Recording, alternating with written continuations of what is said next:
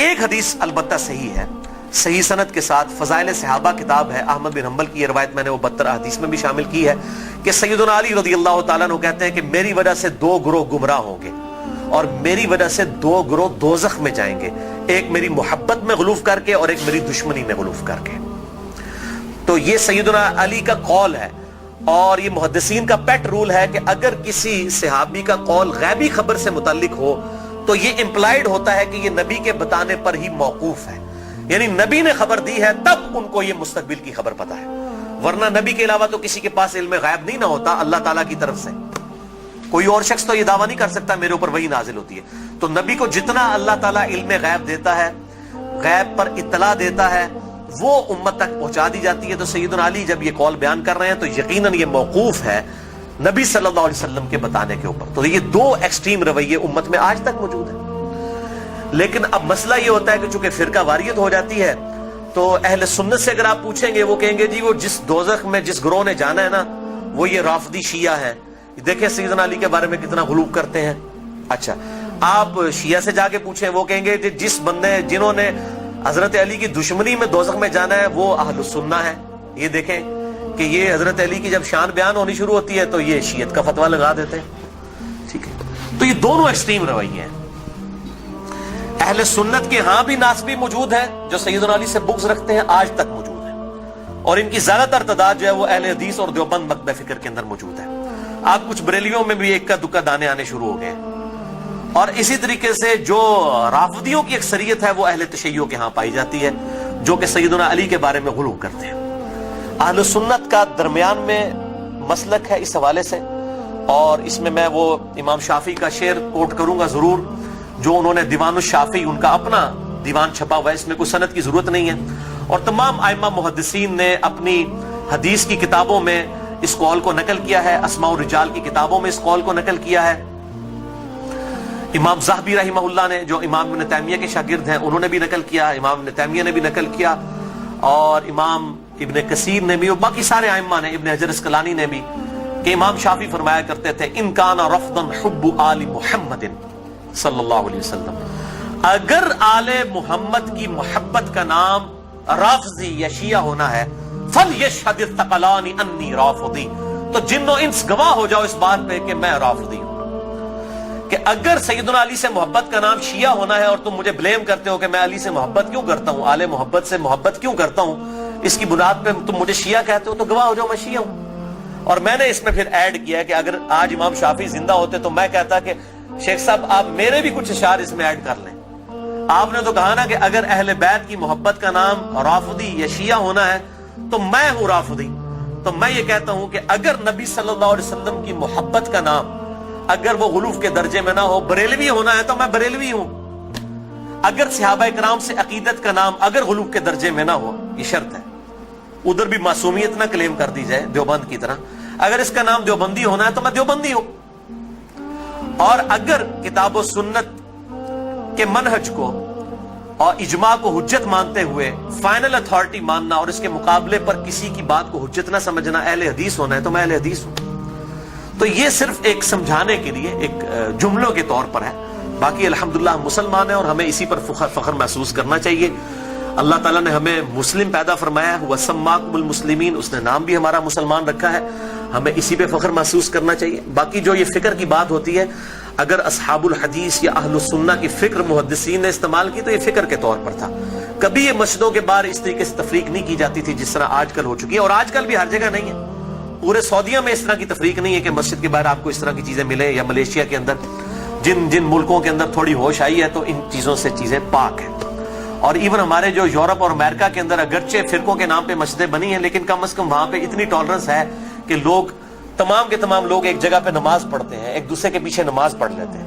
یہ یہاں پر لعنت ہے انڈیا، پاکستان اور بنگلہ دیش کے گندے کلچر کے اندر کہ یہاں پر لوگ جو ہیں وہ مطلب اس طرح فرقوں میں بٹے ہوئے ہیں کہ ایک دوسرے کے پیچھے نماز بھی نہیں پڑھتے۔ آج بھی مجھے ایک بھائی کا فون آیا، اکثر لوگ سوال کر رہے ہوتے ہیں فلاں کے پیچھے نماز ہو جاتی، فلاں کے پیچھے نماز ہو جاتی ہے۔ میں ان کو ایک ہی جملہ بولتا ہوں کہ میرے بھائی جس کو آپ کافر نہیں کہہ رہے نا اس کے پیچھے نماز ہو جاتی ہے۔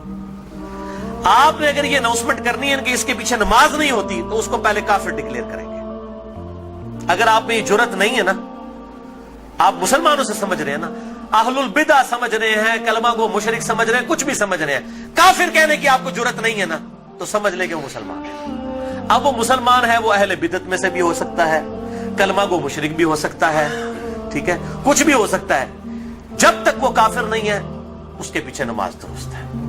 یہ ہے بالکل موٹا سا فارمولہ. اور اگر آپ سمجھتے ہیں کہ اس طریقے سے لوگوں کو اسلام سے باہر نکالنا ہے, تو میرے بھائی پھر ٹھیک ہے, آپ سعودیہ والوں کو بھی اپلیکیشن دیں, کہ اہل حدیث اپلیکیشن دے دیں کہ جی بریلوی مشرک ہیں, دیوبندی بھی چونکہ تقلید کرتے ہیں وہ بھی مشرک ہیں, شیعہ بھی مشرک ہیں, لہٰذا جو ہے چونکہ حرم کے اندر جو ہے وہ مشرکین کا داخلہ ممنوع ہے, لہٰذا سوائے اہل حدیث کے کسی کو حج کرنے کی اجازت نہ دی جائے. اپلیکیشن دیں, اور اگر وہ آپ کی اپلیکیشن قبول نہ کرے تو پھر آپ وہی فتویٰ لگائیں کہ اگر وہ نہیں قبول کر رہے تو وہ بھی مشرک, جو حرم میں آنے دے رہا ہے مشرک کو وہ بھی مشرک, اور امام کعبہ جو ان کی لیڈرشپ کر رہا ہے اور اس کے خلاف بول نہیں رہا وہ بھی مشرک. پھر تو بھائی میرے فارمولے آپ لگانے شروع کر دیں. اصل میں سب کو یہ بات پتا ہے, یہ تقریروں میں جوش میں آ کے کتابوں میں اس طریقے سے جوش میں چیزیں لکھ دیتے ہیں. پتہ ان کو بھی ہے کہ اسلام سے نہیں نکالا جا سکتا. جن کو اسلام سے نکالنا تھا نا, امت نے اتفاق کر کے ان کو اسلام سے نکال دیا ہے, وہ ہے قادیانی. ان کے بارے میں سب نے اتفاق کیا ہوا ہے. اگر کوئی قادیانیوں کے علاوہ کسی مسلمان کے فرقے کو جو انڈیا پاکستان بنگلہ دیش میں پایا جاتا ہے کافر سمجھتا ہے, تو بھائی اپلیکیشن پٹ کرے, آپ دیکھیں ذرا پھر ان کے ساتھ ہوتی کیا ہے. اہل حدیث کے خلاف پٹ کریں گے نا, وہ ساروں کے بابوں کا چٹا بٹا کھول دیں گے. آپ بریلویوں کے خلاف پٹ کریں گے, بریلوی اہل حدیث دیوبند شیعہ کے بابوں کا چٹا بٹا کھول دیں گے. شیعہ کے خلاف پٹ کریں گے نا, وہ ان کے سارے بابوں کو ننگا کر دیں گے.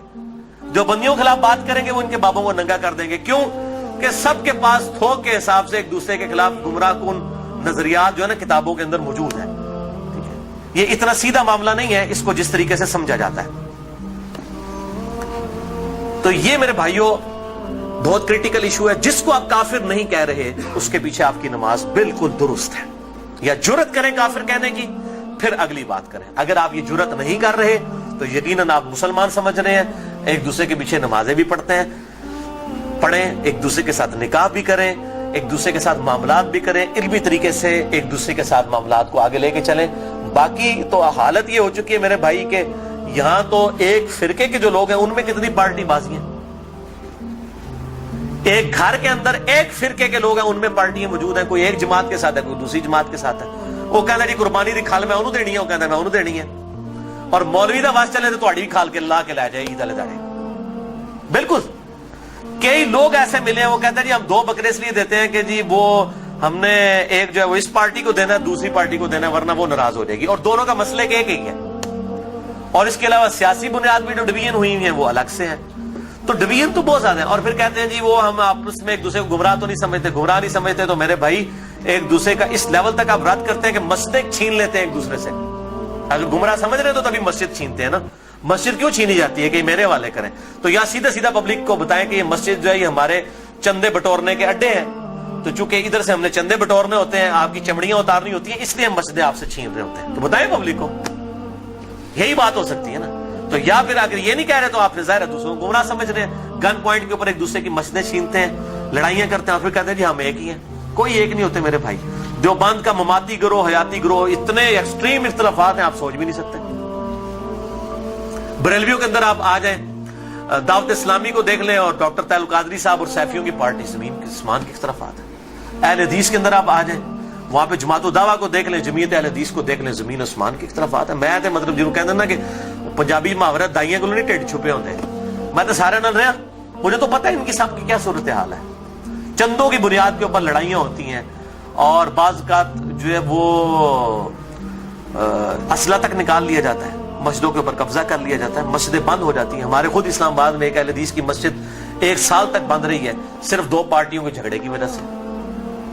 اور پھر الٹیمیٹلی جو ہے وہ بڑی مشکل کے ساتھ ایشو جو ہے وہ ریزالو ہوا. اور اس حد تک ہو گئی کہ امام مسجد کو دھمکی لگائی جاتی تھی, اگر تو نے ادھر جا کے امامت کرائی نہ تو تیری لتاں باندھ دیں گے, اس لیول تک. اور اس مسجد کے دائیں طرف ایک پارٹی نے خیمہ لگایا, بائیں طرف ایک پارٹی نے خیمہ لگایا, دونوں جو ہے وہ نمازیں پڑھا رہے ہیں, اور دونوں نے اب سپیکر لگائے ہوئے ہیں اور ایک دوسرے کی طرف رک کیے ہوئے ہیں, نمازی اندر 4-5 ہیں. یہ حالت ہے مولویوں کی.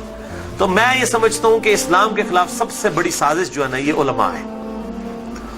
اور یہ بات میری بری نہ مانیے گا, سورہ الاعراف کے اندر اللہ تعالیٰ نے آیت نمبر 175 آنورڈ اگر آپ پڑھنا شروع کریں گے تو اللہ تبارک و تعالی نے علماء سو کی مثال جو ہے کتے کی سی دی ہے. اللہ تعالیٰ فرماتا ہے یہ جو علماء، بلعام بن باورا ایک بہت بڑا عالم تھا یہودی، اس کی مثال اللہ تعالیٰ نے دی ہے کہ اس کی مثال کتے کی سی ہے کہ اس کو کوئی چیز ملتی ہے تب بھی یہ زبان ہانپتا رہتا ہے، نہ ملے تب بھی ہانپتا رہتا ہے، کہ وہ لالچی ہے نا. یعنی کتے کا کام یہ ہے کہ وہ لالچ میں زبان باہر نکال کے رکھے، چاہے پیٹ بھرا ہوا ہو یا نہ ہو. علماء کی مثال اللہ تعالیٰ نے کتے کی دی ہے قرآن حکیم کے اندر. آپ اندازہ کریں کتنی سخت مثال ہے. ہم بھی یہ بات کرتے ہیں، پنجابی ایک محاورہ ہے کتی چورانا رلی ہے، سنے ہیں نا. یعنی چور سے بچانے کے لیے، گھر کی حفاظت کے لیے کتا رکھا جاتا ہے. جب کتا ہی چوروں کو بتانا شروع کر دے کہ فلاں قیمتی مال فلاں جگہ پہ اس کو لوٹ لو، تو اس کو پنجابی میں کہا جاتا ہے کتی چورانا رل گئی ہے. یعنی کتا جو ہے وہ الٹا چوروں کے ساتھ مل گیا ہے.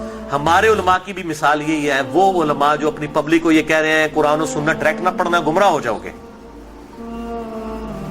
تو یہ اس سے بڑی کیا دشمنی ہے؟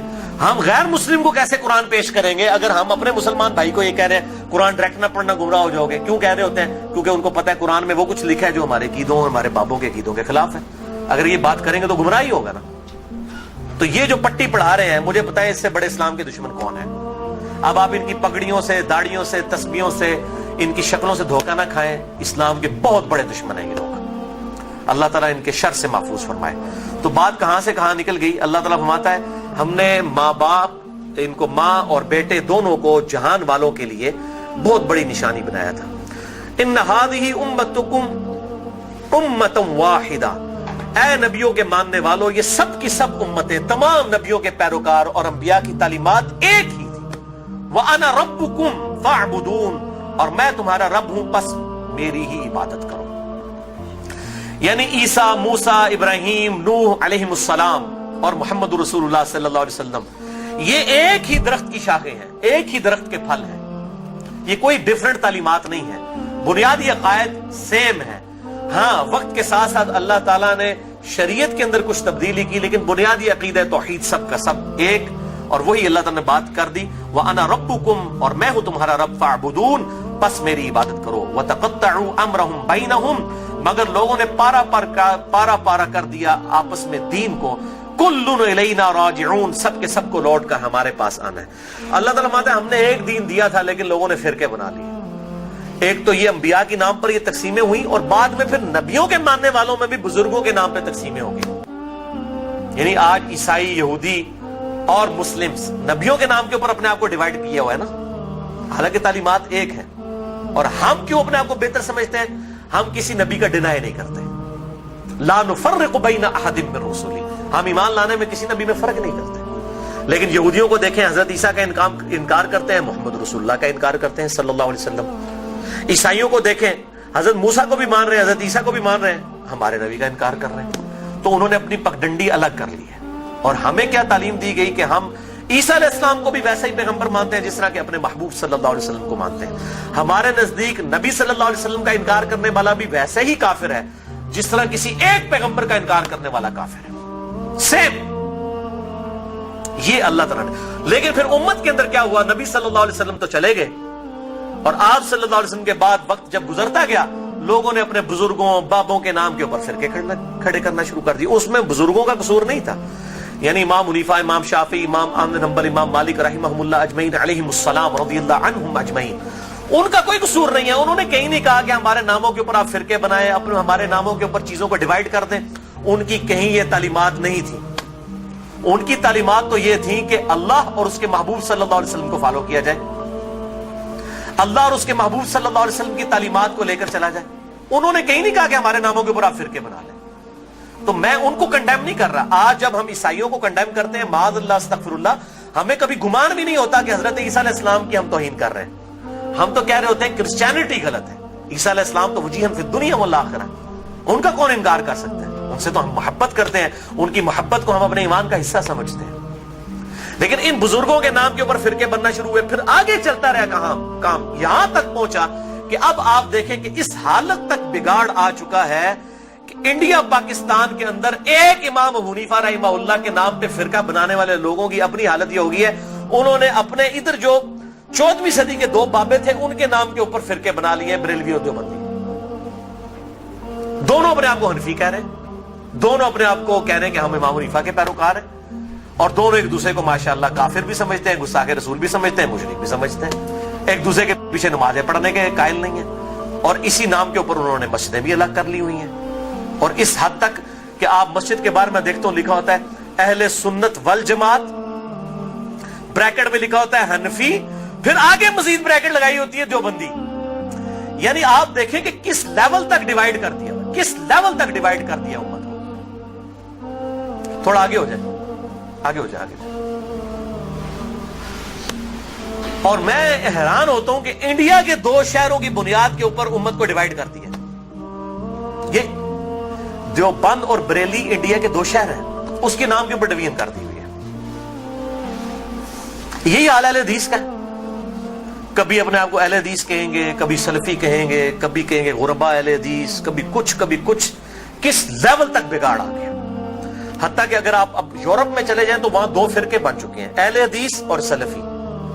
اور سلفیوں میں بھی 2 ہیں، ایک تقلیدی سلفی ہیں اور ایک غیر مقلد سلفی ہیں. اور ابھی ایک اور شوشہ چھوڑا ہے مدخلی. یہ ایک اور فرقہ جو ہے وہ عرب کے اندر نکلا ہے، جو کہ اپنے علاوہ سب کو کہتا ہے کہ یہ اہل حدیث سے خارج ہیں، ہم کوئی بہت بڑے اہل حدیث ہیں. یہی ہوتا ہے میرے بھائیوں، جب یہ پارٹی بازی شروع ہوتی ہے نا، اس کا انجام یہی ہوتا ہے. خدا کے لیے اس طرف واپس آ جائیں جہاں ہمارے محبوب صلی اللہ علیہ وسلم ہمیں چھوڑ کر گئے تھے. ہوا سماکم المسلمین من قبل وفی ھذا. اللہ کے پیغمبر ابراہیم علیہ السلام نے اس قرآن کے نزول سے پہلے تمہارا نام مسلم رکھ دیا تھا، اور اس کتاب میں وفی ھذا اللہ نے بھی انڈورس کر دیا اپنے آپ کو مسلمان کو. کیوں اپنے آپ کو ڈیوائیڈ کرتے ہو؟ کس لیول تک ڈویژن کرو گے؟ پہلے کہتے تھے جی اگر ہم سنی شیعہ کی ڈویژن نہیں کریں گے تو پتہ کیسے چلے گا. چلو جی وہاں بھی مسئلہ حل ہوا. پھر آگے گئے جی نہیں اگر ہم حنفی شافعی مالکی حنبلی اہل حدیث نہیں کریں گے پتہ کیسے چلے گا. چلو وہاں بھی مسئلہ حل ہو گیا. پھر آگے کہ نہیں جی اہل حدیث میں بھی اتنی پارٹیاں تھیں تو ہم سلفی کہیں گے تو تب پتہ چلے گا. میرے بھائی یہ جتنی دمیں لگائی ہوئی ہیں نا، میں ان کو دمیں کہتا ہوں، یہ آپ دمیں لگاتے چلے جائیں، اس کی کوئی اینڈ نہیں ہے، سوائے اس کے کہ امام مالک رحمہ اللہ کا قول ہے، وہ فرمایا کرتے تھے اس امت کے آخری حصے کی بھی ہدایت ویسے ہی ہوگی جس طرح کے ابتدا کے حصے کی ہوئی تھی. صحابہ کرام علیہم رضوان، اہل بیت، بریلوی، دیوبندی، اہل حدیث، شیعہ، اہل سنت اس تفریق سے بہت بالا تھے. آج بھی الحمدللہ وہ مسلمان اس پیٹرن کے اوپر. مجھے کہتے ہیں لوگ جی وہ آپ کس فرقے سے ہیں؟ میں کہتا ہوں جی میں اس گروہ میں شامل ہوں. فرقہ تو ہے ہی اسلام میں حرام. ٹھیک ہے، اللہ تعالیٰ نے واضح طور پہ فرما دیا ہے کہ ان الذين فرقوا دينهم وكانوا شيعا لست منهم في شيء. اے نبی جنہوں نے دین میں فرقے بنائے اور اپنے آپ کو گروہوں میں بانٹ لیا، آپ کا ان سے کوئی تعلق ہی نہیں ہے. سورۃ الانعام آیت نمبر 159. اس طریقے سورہ آل عمران کے اندر ہے واعتصموا بحبل اللہ جميعا ولا تفرقوا. اللہ کی رسی یعنی قرآن کو صحیح مسلم میں آتا ہے غدیر خم کی حدیث میں کہ یہ قرآن ہے اللہ کی رسی، اس کو مضبوطی سے پکڑ لو، فرقوں میں مت بٹو. پھر پوچھ رہے ہوتے ہیں فرقہ کون سا ہے، تو میں پھر آخر میں تنگ آ کے کہتا ہوں میرے بھائی میرا وہی گروہ ہے جو صحابہ کرام کا تھا. اگر صحابہ بریلوی تھے تو میں بریلوی ہوں، اگر صحابہ دیوبندی تھے تو میں دیوبندی ہوں، اگر صحابہ اہل حدیث تھے تو میں اہل حدیث ہوں، اگر وہ شیعہ تھے تو میں شیعہ ہوں. وہ کہتے ہیں نہیں جی صحابہ تے مسلمان ہی سن، لیکن ہون لوڑ پیندی ہے. تو میں کہتا ہوں میرے بھائی آج ضرورت کس طرح پڑ رہی ہے؟ اگر آج ضرورت پڑ رہی ہے تو نبی صلی اللہ علیہ وسلم کا کام تھا یہ امت کو بتا کے جاتے کہ میرے بعد یہ ہوگا تو جو اس فرقے کا نام ہوگا وہ صحیح ہوگا. بتائیں، صرف ایک بات آپ نے فرمائی، الجماعہ کو پکڑ لینا، امت کی مین سٹریم کو. اور میں آپ کو بتاؤں امت کی مین سٹریم جو ہے نا عام مسلمان، وہ فرقہ واریت سے بالکل لا تعلق ہو چکا ہے. اور خصوصاً ابھی جو نیو مسلم ہے وہ اپنے آپ کو مسلمان محسوس کرنے میں ہی فخر محسوس کرتے ہیں الحمدللہ. تو اللہ تعالی ہمیں توحید پر بھی کاربند رکھے اور توہین رسالت سے بھی بچائے. نبی صلی اللہ علیہ وسلم کی سچی عقیدت نصیب فرمائے. اپنی موت سے پہلے اپنی قبر و آخرت کی تیاری کرنے کی توفیق عطا فرمائے. سبحانک اللہم و بحمدک اشہد ان لا الہ الا انت استغفرک و اتوب الیک وما علینا الا البلاغ المبین.